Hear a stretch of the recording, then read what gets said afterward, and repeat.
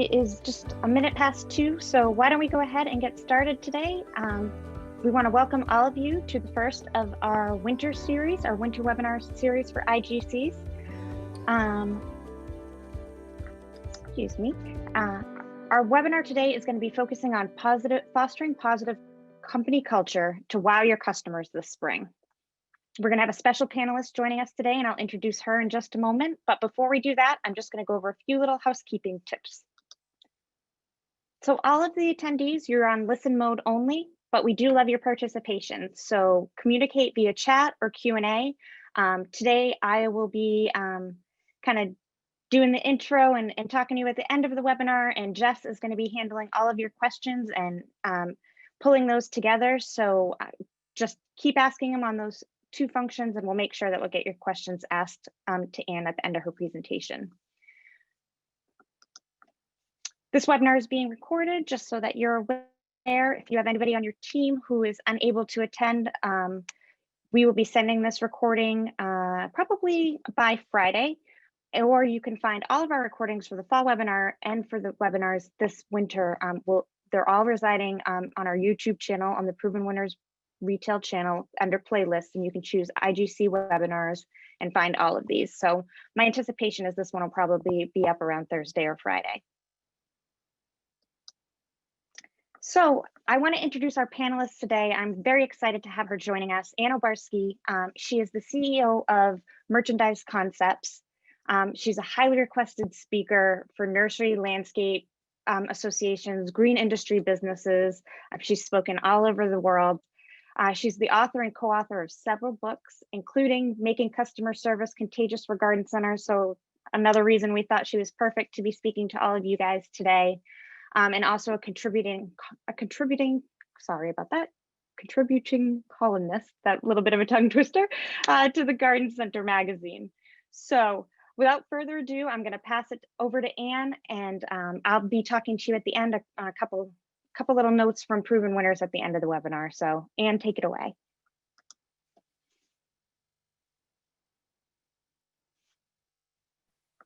On December 21st, 45 minutes after sunset in the lower southwest sky, there was a once-in-a-lifetime occurrence. And that happened to have been called the Great Convergence. I'm sure that you probably had heard about it, where Jupiter and Saturn did it 600 years ago, but we had it on December 21st. And if you were like some people, this is what you saw. If you were lucky, I live in Charleston, South Carolina, we saw this. We saw from a front porch, we saw a little light, it looked like, in the sky. And it was just a dot, but we were all so excited because we saw it. And everyone was taking pictures with their iPhones and cell phones and so forth. And we thought, oh, aren't we really cool? We were able to see it. And you can focus a little bit to get it a little bit sharper. And then there were the smarty pants who said, well, let's see what happens if we focus a whole lot more. And then you had the Hubble satellite people who were able to really get a great picture. And then this is what we saw with what the Hubble was able to do. And it kind of humbled us because we said, oh my gosh, look at what it should have looked like. Is that not gorgeous? And that's what they kind of call the Bethlehem Star, and that we won't see it again for probably a long time. So I look at this and I say, what are we doing when we focus? How can we sharpen it a little bit? And so today we're talking about fostering positive company culture. I'm just going to stop on that word culture for a little bit, because that's the crux. That is what it takes to wow your customers. And frankly, forget about those words this spring. It's how we're going to wow our customers from now on. And so we're going to do a little bit of I'm going to do a little overview with you. And the first area is obviously on the culture. We could spend an hour or more talking about company culture. And I'll question you and ask you, do you know what your employees, your customers, think about your culture. Frankly, when we look at the term culture, is someone had said how we do things around here. We are an aligned team working toward a measurable goal. And when we look at how we do things around here, there are three things that really come into play on that. It's hiring, training, and a word that I think is extremely important, which is the word value. So hiring, training, and value can meld and mold that company culture. And then that helps to offer an exceptional customer experience. So when we look at customer experience and we take a look at, if we go back a little bit. Sorry, Anne. That's okay. That's all right. We'll go back just a few slides. Couple more. Go. It's all Sorry, right. guys. We're running from two different places today. We got, here we are. We got to stop on the raft. All right, we're great on the raft. If we look at this, have you ever done this? Have you ever done whitewater rafting? It is a nail biter. I did it when I was very young, and I didn't have half the stuff that these guys have on. I didn't have the helmet. I didn't have I had the oars, but they actually gave us a gallon jug with it cut off on the top and said, if you get a lot of water in the raft, this is for you to kind of scoop out the water. At that point, I knew I was in trouble. And I look at this raft now and I go, these guys know what they're doing. They've got helmets and they've got a guide, and that they know where they're going. It may not look like that there, but that's the difference in teamwork, and that team ability is to have everybody on the same page. So when we look at hiring, and there's 3 points that I'm going to be talking about today. This one is everything's underneath company culture, but we're talking about recruiting and hiring. I'm going to briefly talk about the ones that are up here, because when I speak across the country, the number one question I always get asked is, Anne, how do I find good people that will show up on time, do a good job for me, and that I'll be proud of? And I think every single one of you on this call has said that before. And if I said to you, let me ask you a question. How many of you love hiring? There's not very many people on there who do. You know, it's kind of like, would I like to have a colonoscopy today? No. And that is where we look at it and we say, how do we find these good employees? We've tried everything. Well, let me give you just a couple that we're going to take a look at. First of all, doing a virtual job fair. We used to do job fairs before, maybe in 2019, you put a sign out in front of your nursery or garden center and said, we've got a job fair going. We're hiring. We're hiring this week. Come in and we'll interview you, and we'll talk to you about possibly working here. Now we can do it as a virtual job fair. You can do it off of your website. You can set it up that way to be able to have people come on and be able to virtually interview them. The second one, I think a lot of people forget about this one. This has been extremely important in this past year. And if you didn't know anybody who was on unemployment, then you probably don't know about the state career source agencies. Look them up for your state. They may come underneath a little bit different name than that, but they are agencies that are funded by the government. You do not have to pay to put an ad onto the site for people. You can do it for, do you want a frontline manager? Do you want a part-time person? Do you want a full-time person? And you can put up everything that you normally would on any other kind of a site to find more employees. You can also look, and I'm pretty sure on this particular site, I know it's this way, I'm out of South Carolina. So on the South Carolina site, you can also look for military people who have been out of the military that you can hire as well. The next one is, who do you know? We know that good people and well, people in general hang around with people they like, right? So if I already have that one person, do you have that one person that is, gosh, they are like the best employee for you? And you say, who else do you know? Is it a mother, sister, brother, uncle, neighbor that you would be willing to give my name to the manager for? Because I would like to see if I could, bring you into my business. And putting that on a bonus program, that if Joe has a friend that he would like to have come in for an interview, and I can say, hey, Joe, if your friend comes in and we hire him, I can put you on a bonus that in 90 days, if he stays for 90 days, you get X amount of bonus. Next is to be flexible. This is the very first time in the history of our world that we have 5 different generations working for us within the workplace. You can have someone who's 15 all the way up to somebody who's 75, if I'm not right? So be flexible. You have good people out there who are retired, but they're not retired for the fact that they don't want to work anymore. They just left their main job, and maybe they'd like to pick up a part-time job. So those retirees who happen to be in the baby boomer generation, one thing I do know, being a baby boomer myself, they'll show up on time, they'll do a good job for you. And you can have them do a lot of things for you. So be flexible and open on all of your hiring. And lastly, always be looking. I will never to say go steal someone, but if you found someone as a waitress in a restaurant and you said, you know what, if you're ever interested in leaving here, I'd be more than happy to talk to you about coming to work for me. Always be looking for good people. So those are just a few. But when you look at those few, I'm going to ask you, what do you currently have right now as your strategy for hiring?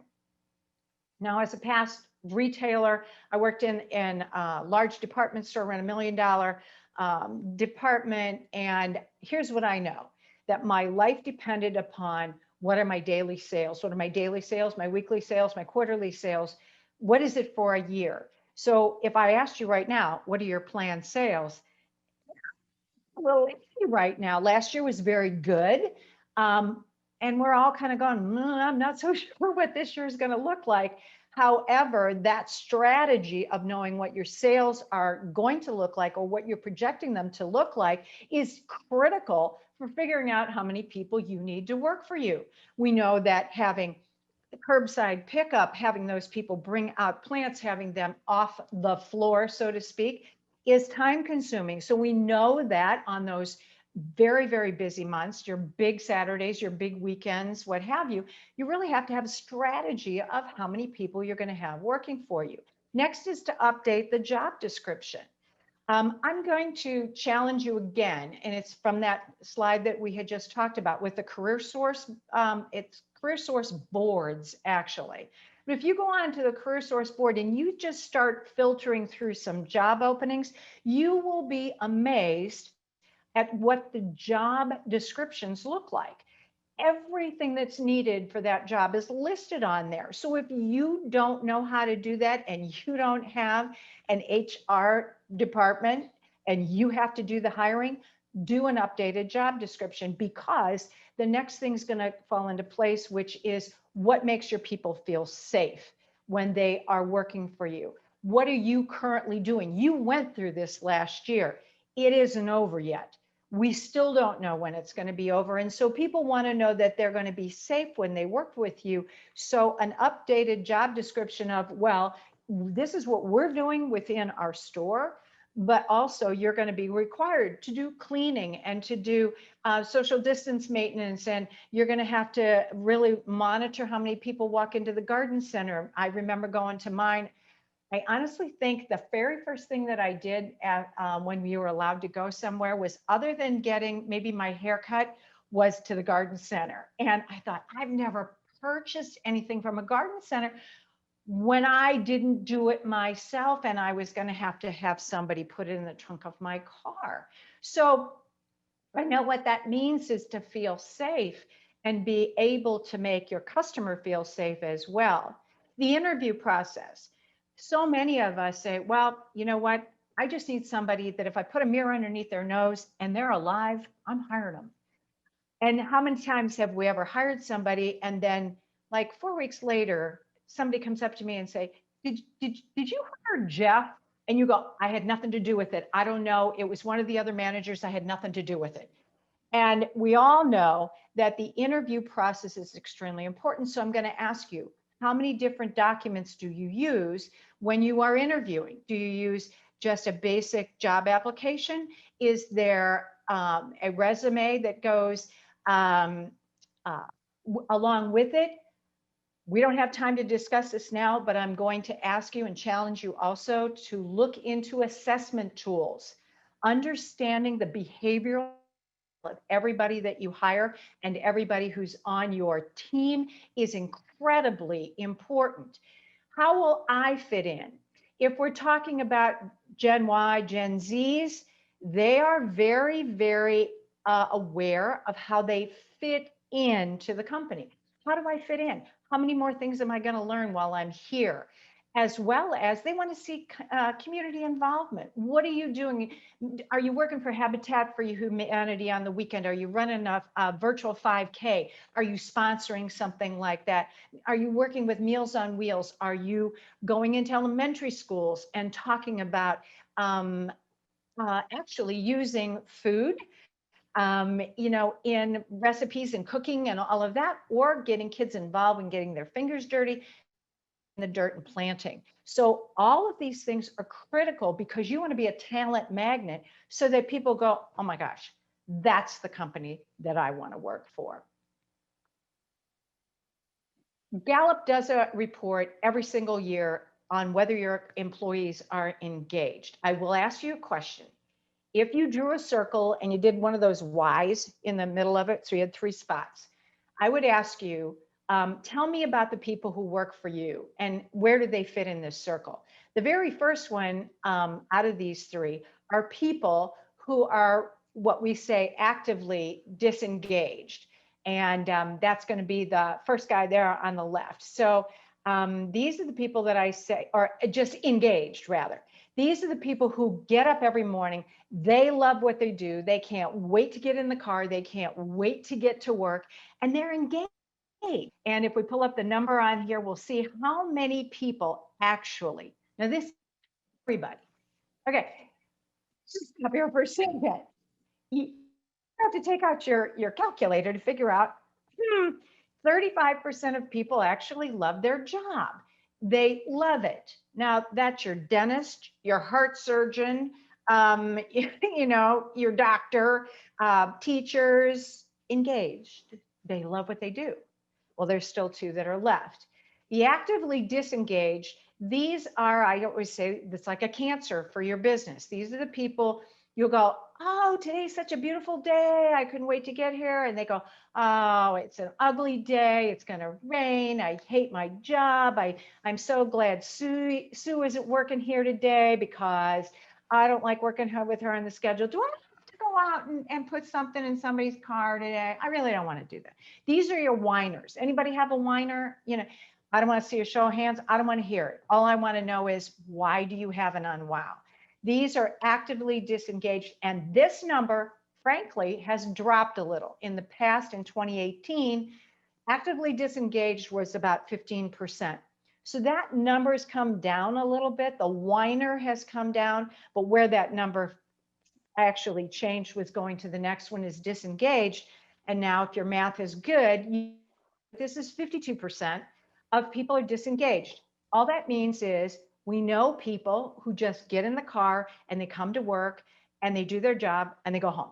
That's it. There's no involvement. They're not all in. They're not part of do you remember off that first slide?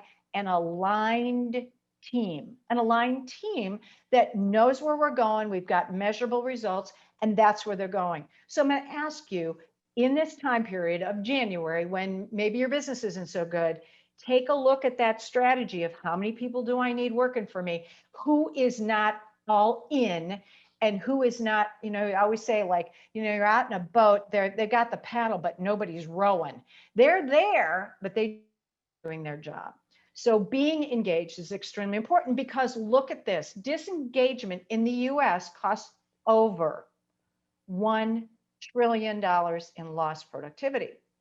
Lost productivity. We have all seen even in your stores where you have seen somebody standing checking their email, heaven forbid, they've got to find out, where they're going tonight and what they're eating. And they're not paying attention and they're not all in within the company, within the business. So disengagement is costing us money all the time. For most employees, their perception of the reputation and culture, there's that word again, right from the very beginning, of the organization is based on, very important here, what they think of the person they report to. So strategy, again, when you're hiring, take a look if you've got 3 frontline supervisors or 2 frontline supervisors, or maybe it's just you. What do they think about the person they report to? Because if there's going to be a mesh, a hitting of heads on certain things, that's not going to be a good fit. So the culture, the perception is based on what they think about the person that they are reporting to. Make the person, or hopefully find that person that they're going to respond to and that they're going to report to, that has this button on that says, I love my job.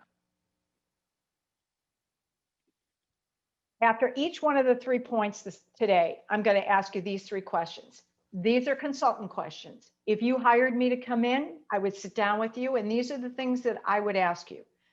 What are you seeing right now in your garden center business? What are you seeing? And just right now, what we've just been talking about, that creating that culture, what are you seeing? What are you seeing in your hiring? What are you seeing right there? What do you need to see? And last, if you were able to see that, how would it affect your business? This is a homework assignment. I'm an ex-teacher. So take it right now, take it back and write this down, take a screenshot. And even if you pull all your people together, everybody from the top down, bottom up, what are we seeing right now in our business? What do we need to see? And if you're able to see that, how would it affect your business? All right, point number 2. Focus on developing superheroes. I'm not looking for just a person who's coming in to just do the job. I'm looking for a superhero. You know what we know about superheroes? They're willing to do anything. And I want those superheroes to appear in this graphic. Take your phone, if you can, do a screenshot of this. I'm not going to ask you to do it of many things, but this graphic that I made up it has 9 bubbles all the way around it.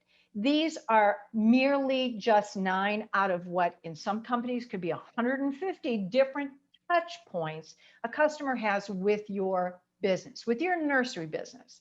Now, some of these you would go, and this one doesn't fit. Right, and another one that does. You will notice those 9, the office, the store, the billing, invoicing, phone, media, marketing, events, internet, social media, staff, and referrals at the top. Those are itty bitty points that somebody has with your company. Now in the center, those words are critical for what this graphic stands for because they are the way that people get to know you. So they stand for know, like, and trust. Those are the very first ones. If I get to know you and I get to like you and hopefully trust follows it, then there's a pretty good chance that I'm going to try something from you. I'm going to buy from you. I will repeat the process, and darn it, one of the things that you want everybody to do is I'm going to refer you. Those are the key touch points. And we want to make sure that our employees know that it isn't just when they come up to the register, and I call that transactional experience. It's not just that. It is all the other stuff. When I answer the phone, when we're running an event in the parking lot and I see one of the employees, how are they building a relationship with a customer that just drove in? All of these bubbles represent the times and places that your customers have a touch point with your employees. Around $37 billion are lost yearly to employee misunderstanding and bad communication. Well, now, we just talked about how much business was lost because of non-productivity. Now I'm looking, we have bad communication. So let me ask you a question. Did you ever write a text to somebody or an email to somebody and kind of missed a word in there, or you didn't put something and they went, oh, well, I never saw the email. It must have gone into my spam folder. It must have gone into my trash. I didn't see it. I didn't get it. I didn't hear it. I didn't know, right? $37 billion because of bad communication. We're a country right now that really needs to up our communication skills. So really focusing on the fact that when you're doing your training and specifically doing it with great tools like the Proven Winners training programs, when you're doing that, that communication and relationship are extremely important for the business. And all those bubbles that I showed on that graphic cannot be ignored.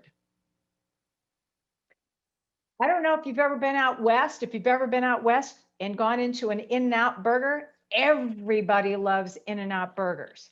If you go in and you go, I would like to have a chicken sandwich with onion rings, they will laugh at you because In-N-Out burger does not sell chicken and they don't sell onion rings. They do the best job they can with burgers. And you can go at 9 o'clock or 10 o'clock in the morning, and there will be a line out of every In-N-Out burger all the way down the street of people wanting to get in. One of the things that monster.com said about them, they are one of the top 10 great communicators. They sell hamburgers, right? But according to the reviewers, the company does well in keeping associates up to date. The managers are great communicators. If I was just to take 2 words away from that, is great communicators. And they try to make scheduling work for you and run smooth shifts. If you're going to go work there and you're working at a fast food restaurant, would you not like to have a boss that was a great communicator, scheduled you when you needed to, and that the shifts run smooth? Absolutely. I believe these are the top 4 things that we need to do in communication, and I call it the foundation of communication. So when you are in the process of, I don't like using the word training because I think that we train dogs, we educate people. We develop people. We develop really, really strong, good people. And when we are developing them, and when you are using your training material, your educational material, these 4 things are critical. Number 1, be engaged. Be engaged. Be engaged so that you are looking into the eyes of the customer. How easy, and I don't have a mask in front of me right now, but if I was to put up my hands like this, where have we now been focused? We've been focused right here. We can't see this, and it's a shame because we can't see those words. We can't see the smile. We can't see that, but we're focused right here. And yet, up until this point, I used to always say, look at a customer long enough that you can tell me the color of their eyes. Millennials, I don't want to broad brush this, but a lot of people who are under 35 years old, and frankly, I think anybody recently, we've got so used to getting stuck on that little phone that it's really hard for us to open up and be engaged. The light's on, I'm now listening, to become a better listener. Let me see if I understand what you just said. You were looking for this kind of a plant. You needed to be shade only. Your favorite color is pink. Let me I know exactly what I'm going to find because now I've become the problem solver. None of us in any way wants to go into any business or have a relationship with a business where someone says, you know, I really can't answer that question. I have to call my boss. I have to talk to my boss. Can I call you tomorrow? Can I let you know? I want somebody to make a decision now. And that's where becoming empowered comes into play. Let me go back. Do you remember when we were talking about, and it fits right in here with the first impressions count. In short, you are the company, and this is perfect. Remember when we were talking about culture and we were saying about what everybody does for the company and how you are represented? And I was going to tell you,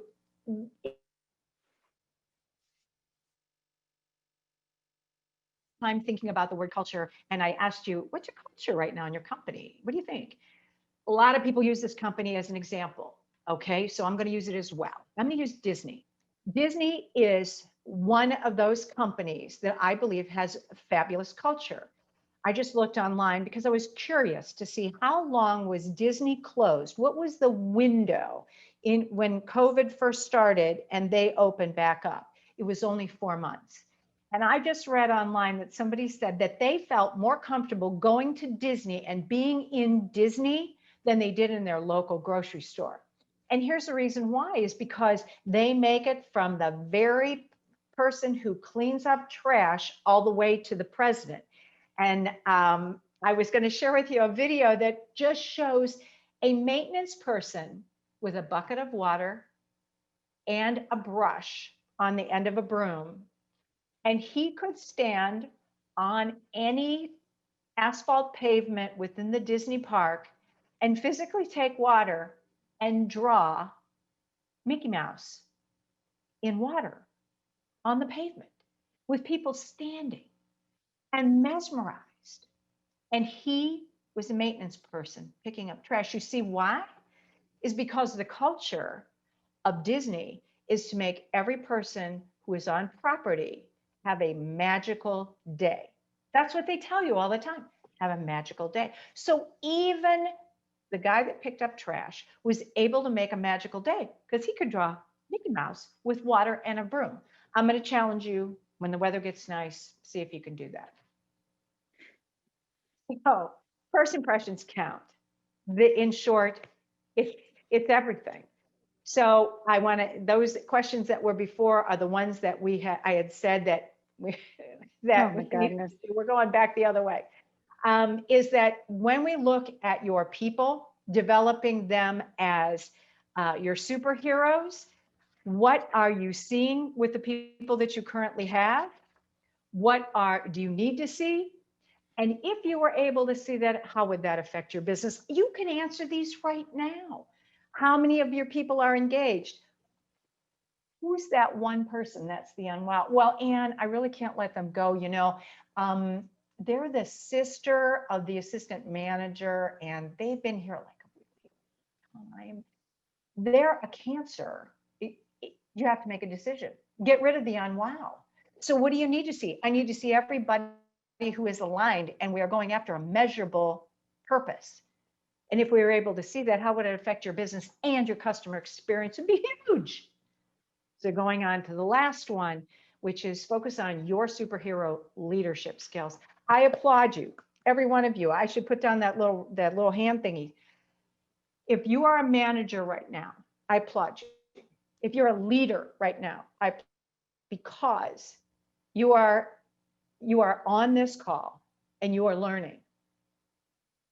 It has been said that if you're not learning, in his book, Rick Warren's book on leadership skills, is that if you're not learning, you're not leading. I applaud you, because leadership skills are important, because employees don't quit companies, they quit leaders. Think about it.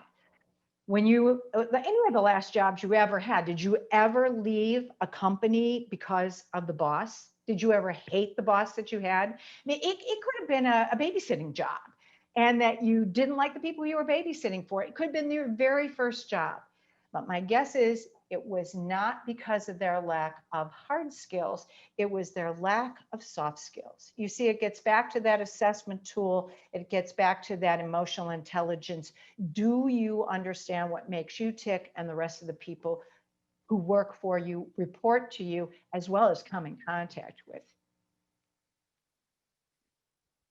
Another one of those screenshots, take a screenshot of this and ask yourself this question and put 1 to 10. What are 10 reasons why great? I didn't highlight that one, and I should have. Why great people should want to work for you, or why great people should want to work for you, or great people should want to work for you. You could give it a little bit of pump, whatever way you want to do. But why would people want to work? I'm fair, I'm kind, I give good snacks, I let people pick their day off. Okay, is that really leadership skills? But what are the 10 reasons why? Because here is another, and I'm going to throw this in here. If you didn't take a screenshot or you're taking notes on this, star this, because this could be used in an interview. Here's the case in point. You're interviewing somebody, you really like how they are sounding, and you go, you know what, at the ABC Nursery Company, Nursery and Garden Center, I've been the leader, I've been the owner for the last 35 years. A lot of our employees have said that they love work because of this, and this. 5 different reasons, 6, 7, 8, 10, you name it. And that way you're coming across to them, and you will too. You will like working here too, because I'm always trying to do better. I'm empathetic. I care about people. I'm humble. I'm a good communicator. All of those things that make you a good leader. Why great people should want to work for you. Oop, I think we've got her back. Hold on one moment. You know how good I am at getting our slides back to where they need to be. Here we We're go. back. We're back. We're back. Sorry about that. Isn't this fun? Okay, well, it's all right. We're almost done. We're almost, I promise. All right, so we're back to interpersonal and genuine relationships where you trust all of us, even when crap happens, right? Because it's a good relationship. And we go, I'm really sorry. This shouldn't have happened, but it did. So you're interpersonal, and we say with leaders having that emotional intelligent quotient, they're saying now that emotional intelligence is even more important than all of your strategic knowledge. Everything else that you've got is, what is your emotional intelligence quotient? And last, talent development and gratitude. People want to learn. Thank God they have people like you that you can go to Proven Winners. You can learn so much. Take advantage of all of the great information that you have to develop your people. We said we need to develop them. It's not training, it's developing. And gratitude, showing gratitude, actually saying how much you appreciate them and what a good job they're doing for you. So these are the leadership skills your employees want to see. Let me ask you a question. Do you have work in any one of these areas? Or are you the person that could mentor some of your leaders and maybe get them to the level you're at right now? I know I'm not 100%. I've been in business 36 years. So those leadership skills are always something that we have to be working on. So when we look at all of this, one of the things that I'm going to request for you to do is the next idea that we've got here, which is doing a SWOT analysis. And it is helping you focus even more. And I've done this with garden centers where we've taken everybody, every part-timer, every full-timer, every manager, and we've sat them all down. And we did a SWOT analysis. If you've never done a SWOT analysis, should be a picture coming up of what the SWOT analysis looks like. Take a look at it, take a screenshot, go online, they're everywhere. But it doesn't make a hill of beans if it looks pretty, unless you do something with it. So it's strengths and weaknesses, opportunities and threats.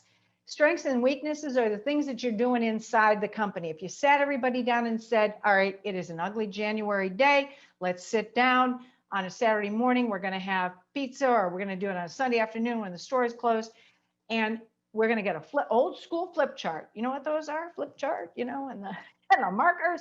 And we are going to figure out, what are our strengths? What do you think our strengths are? And everybody does. I got news for you. You ever do one of these? Everybody gets excited about the strengths, because we can just talk about our strengths to no end. And then it becomes a little bit more interesting, because then we start talking about weaknesses. And what are those weaknesses? And that gets a little bit more tough. Now, those are internal. The external ones you have to look at, because the external ones, okay, so what are our opportunities? Who are our competition? What are the opportunities? What are the things that they do that we don't do, and vice versa? How can we improve? What are some of the opportunities we haven't even thought about yet doing? And get their ideas. And then the last one is threats. What are the threats? What if we don't do this? What are the things that could happen? When you do a SWOT analysis, you could do it on culture. You could just figure it out and sit down and go, all right, I'm going to sit in my office and I'm going to do this all by my lonesome. I'm going to figure out what our culture is. Also, you could do it on your hiring and recruiting. and development of your people. What are your strengths, weaknesses, opportunities, and threats on that? And lastly, on your leadership skills, what are your strengths and weaknesses, opportunities, and threats? Focus, focus, focus. Extremely important. You've got this. Sometimes, like I showed you early on, was that things can look cloudy. You know, I can't see it. I know the sun's up there. I know the moon is up there. I just can't see it. I just need to focus a little bit more. Just need to kind of get through the clouds, focus on it, and make sure that we find those areas that we know are going to sharpen our focus on fostering a positive company culture, to wow your customers. Notice on this last slide, I took out for the spring because I'm hoping we're not only doing this to the end of the spring, go, okay, that was fun. Because nursery and garden center business is not just 5 good Saturdays a year. It's finding ways that you can continue that good business and wowing those customers every day that you're open. So thank you so much. And I'm hoping that through our little hiccup that maybe there are some information that the girls are going to be able to give to us, as well as any questions that you may have for me. Well, thank you, Anne, and thank you all for joining us at the great amount of information that you provided the group. I do have a few questions that I wanted to pose to you from the audience. The first question pertains to sort of that superhero employee and also the let's say, disengaged employee. So as a business owner, as a manager, should you cut the fat and go elsewhere if you have a disengaged employee, or do you feel that there are still opportunities to engage with that employee, to connect with them, to use that emotional quotient to really get them back on board and rowing the boat? Wow. Interesting, great question, whoever had that one. A couple of things come to mind on that. I'd ask you, how do you know that they're disengaged? What are you seeing? What do you need to see? Those questions. Second of all is, what type of a personality does this person have? What type of behavioral style does this person have? Because instead of, as Jessica just said, kind of cutting the issue out, sometimes we will find that it's a really good employee. I mean, they're very good. They're just not a people person. And in the nursery and garden center business, more than any other business, most of your employees would be much happier working out in the garden center and never having to talk to an employee, never having to talk to a customer. You know, it's like, my job would be great if it wasn't for customers, right? So when we look at that, know what your skill set is on that person and where they could be best suited, because they could be best suited doing accounting. They could be best suited maybe checking in merchandise. They could be best suited doing displays and not dealing with customers.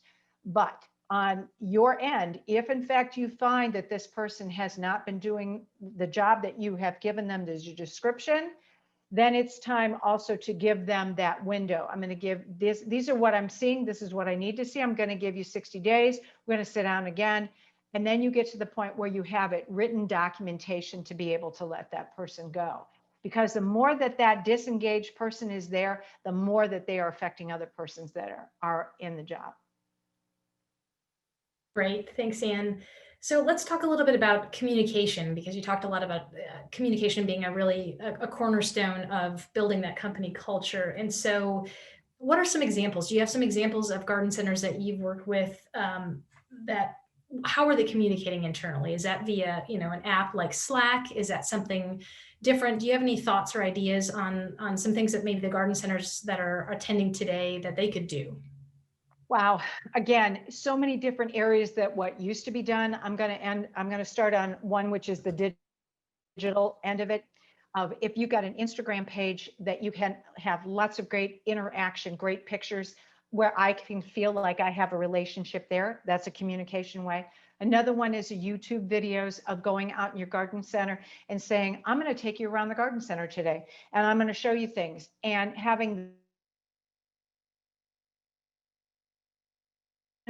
And third is the actual, when the customer is actually on your property, when they are there, is making sure, and I see this too often, somebody's with a hose, they're dragging it in front of me, I'm coming down an aisle in between annuals, and they go, oh, excuse me, and they wing the garden hose instead of saying, I am the most important person that just ever walked through the door, got out of the car on your property. Whatever you are doing right now is not as important as it is for the person who just came into property. So now it's, let me put down the hose. What else can I help you with right now? What are the colors you are looking for? What did you come in specifically for? The W's, who, what, where, when, why, and how. These are all open-ended questions that people have to answer. Again, these are role-playing things that you need to do with your people in a huddle, 30 seconds, 1 minute before the store opens. Hey, we're going to have a 60-second discussion on when the customer walks in, what's the first thing that you're going to say, and role play that. Great. And this question from Daniel really kind of dovetails into what you just said, Anne, about having a huddle. He's asking, do staff meetings work, and is it necessary to have them regularly? Oh, heck yeah. Yes, I believe that they're extremely important. And here's the reason why. First of all, it's information. I need to know information. If I'm not there 24/7, I don't know what's always going on. How many times have you ever had a part-time person that came in, hadn't been in for 3 days, walked into the garden center and went, oh, when did we get that? Oh, I've never seen that. And maybe you've had it there for a long time, but you've moved the garden center around. When those people don't have the information that they need, they can't be great at giving good customer service, because then they're doing that. Well, it was here, they move this stuff around, and they do that eye roll. If I've got a staff meeting that I'm telling people how much I appreciate them, I'm giving them information that they need to do their job really, really well for every single one of those touch points, then a meeting is good. Even if, like I said, it's a huddle, it's only 60 seconds or 3 minutes, maybe 5 minutes before the store opens. Because don't get me wrong, I heard people go, but Anne, I can't do a staff meeting because that's a whole hour. Well, maybe you do that quarterly. Maybe you do it, when we can meet together. Maybe you do it on a Zoom call on a Sunday afternoon. Maybe that's how you do the staff meeting, and get them to understand. And I'm going to say this, again, I go down rabbit holes. Get the book, The Great Game of Business. The Great Game of Business. I talked to a garden center about 2 years ago when I was doing a presentation. I said, oh, how's your business? And he goes, it's never been better than when I got the book and put it into practice, The Great Game of Business. The takeaway is that if you can help your people see how they affect the bottom line and how important they are as that puzzle piece within your business, they will work much harder for you. A lot of people go, oh no, they'll just see how much money I make, and then they'll go, but I'm not seeing it. No.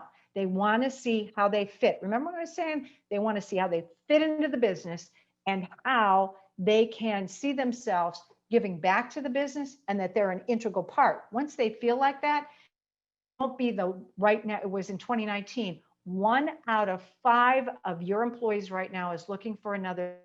They just haven't told you. Could be different for 2021, but that was the statistics before that. So if you got 5 people that are working for you, who's that one that's looking for another job? It sure as heck is not the person who feels that they couldn't leave because they are so good at giving back to the company. Great. And I think that plays into the next question, really thinking about assessing who that employee is and what they bring to the table when you're hiring them. And so what are your thoughts, Anne, on assessment tools? Are there any tools that you would recommend, or any thoughts, as folks are looking at ways to manage that? Oh, absolutely. They are an investment. I will say that off the get-go. You cannot use, let's put them what they aren't. They are not meant to be the only thing that you would use to hire somebody. You can never use it to have your people take an assessment tool and then come back and say, oh, I didn't hire you because you didn't perform well on the assessment tool. You can't do that. They can be used in conjunction. But the best thing for a leader is to be able to know what motivates people, how I could be as a better leader, how I could talk to somebody, maybe doing a pizza party for somebody, for a group of people. They go, well, pizza party, I really don't like pizza party. But if you find out that they've got a brand new F-150 that they love having it clean all the time, and they're very quiet and they're very much of an introvert, and you give them a gift card to get their F-150 detailed, they will be just like crazy for you. Understanding what makes people tick within your organization is critical for running a very, very good business. You can go online. There are hundreds of them out there. I happen to be a certified person. I'm a certified analyst for behavioral analyst for them. I would never hire anybody without them, just because I have seen the worth. But I'm not trying to sell that to you. I'm just saying this is something else you need to take a look at. So go online and look for assessment tools. Many times you can take a free one and see what it does for you. And I'll tell you, you'll have the deer in the headlights going, holy cow, we need to do this for our entire staff. And if you bring the whole staff together and then they all know why Susie drives me crazy. Well, now I understand why Susie drives you crazy, and then they go, oh, now I understand how we work together as a team. Does that make sense?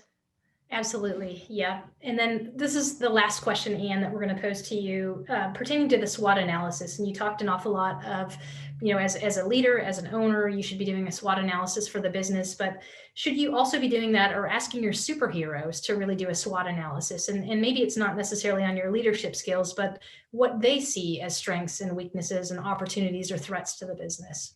Oh, absolutely. Absolutely. All the way around. As I said, I did one not all that long ago where we brought in everybody and we did the full SWOT on the garden center itself. And it was honestly humbling to watch the manager's face as we were writing stuff up on all of the flip charts that we had. And he said to me afterwards, he went, so-and-so never, ever talks at work. They would have never said any of that. And these are ideas I never even thought about. And it would be something maybe so simple as something out in the parking lot, or what do you look like on Yelp and how easy is it to get to your location? And we couldn't get through to it with Google Maps and all of that kind of stuff. He was amazed. And what that does is it shows a vulnerability of the leadership. The vulnerability of it isn't always my way. I don't have all the answers. We do it together. We do it as a team. So yes, and that SWOT could be done quarterly, could be done yearly. That's why a lot of people do a long range plan and figure out what's our long range plan. Long range plan can be a year, could be 5 years. But doing that so that they go, I'm part of this. That was my idea, and it's going to work. So yes, it's yes. Great. Well, thank you, Anne. Thank you very much, Anne. There was a lot of great information there. As I said, for everybody, and Anne had mentioned screenshots. If you didn't get a chance to do that, we will be sending a recording out of this so you can go through and make sure that you get those valuable screenshots. In our last few minutes, I just wanted to take an opportunity to talk a little bit about some of the development tools. I won't call them training tools because I learned something today too, but some of the development tools that we have available at Proven Winners for you and your team. So just want to remind everybody about certification. That process will begin on February 1st and the program runs through May 1st. That doesn't mean you have to certify by May 1st, but that's when you get all the good prizes that we have listed here and the good benefits from certifying your team. And with that program, if you're not familiar with it, I mean, we're really talking about new Proven Winners varieties, but we're talking about some of our staple varieties too. We're really trying to give as much information as we can in a 45-minute sit down video. But we really wanted to make sure that we were getting your team up to speed. And I just wanted to point out something that relates to that, because sometimes Proven Winners University, which comes along with your certification, can be an underutilized tool. And my keyboard is now sticking, so it's been a very technically fun day. But one thing with Proven Winners University is that you can go on to that. Any of your employees, anybody on your team who gives us their email address gets their own access to it. And then they are able to go on at their leisure, or if you're having those staff meetings that Anne talked about, you're able to kind of sit down as a team and maybe watch 3 or 4 of those really short videos. They're 2 to 3 minutes, often addressing a lot of the questions that your team is going to be getting in the garden center. So questions on, hey, deer resistant plants, pollinators, you know, are these good in the shade, and just answering some of those key questions. And then we also get to take a deeper dive into maybe some of the varieties that we weren't able to cover in certification, and talk about some different applications for it, like the decked out program with the proven winners color choice shrubs. So there's lots of information in there. And so after certification, that training doesn't stop. We want that to continue, and we want you to continue to utilize that. We've got it on a new platform this year that I think that you'll find really easy to navigate. But if you have any questions on that, please let Jessica or myself know. We have 2 more webinars coming up this winter. So I'm doing this off of memory, but I think I got it. Our next webinar is on Tuesday, January 27th at 2 p.m.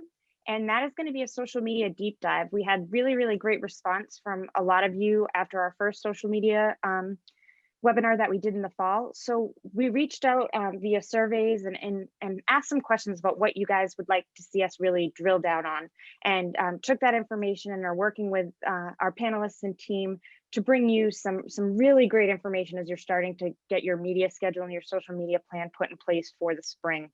So I'd encourage you to attend that. And then on February 9th, Anne is going to be joining us again to talk about 5 merchandising mistakes and how to avoid them. So we're really going to get into store setup and some different things that'll be top of mind, I'm sure, as we're getting into moving into spring, because you know it'll be here before you know it. So with that being said, we're just about at our time. I want to thank you so much for joining us. We've really appreciated you spending time with us over the fall and into these winter sessions. It's been great, the participation that we've seen and that we've been able to see with people going on and watching the recordings, and just the interaction that's coming afterwards. Knowing that we can't be there with you, this is the best way that we can be, touching base with you as much as possible. So we always appreciate you guys being here. We welcome your feedback.